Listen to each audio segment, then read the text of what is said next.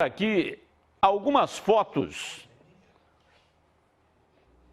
CT da Ponte, treino dos jogadores, polícia estava dando a cobertura, a Ponte já tinha providenciado o pedido do policiamento e, segundo a Ponte Preta, um carro vermelho com 4 pessoas e aí atiraram essas bombas para dentro do CT da Ponte. Não aconteceu nada, nenhum jogador foi ferido, mas foi uma atitude criminosa.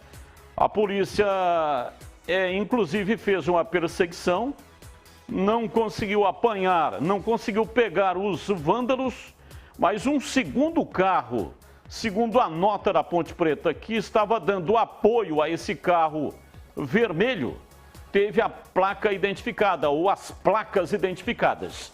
E a Ponte já está tomando as providências para que o carro seja identificado o seu proprietário e, consequentemente, né, a Ponte vai provavelmente abrir um boletim de ocorrência e vai tomar as providências contra os vândalos que tomaram essa atitude. Mais do mesmo.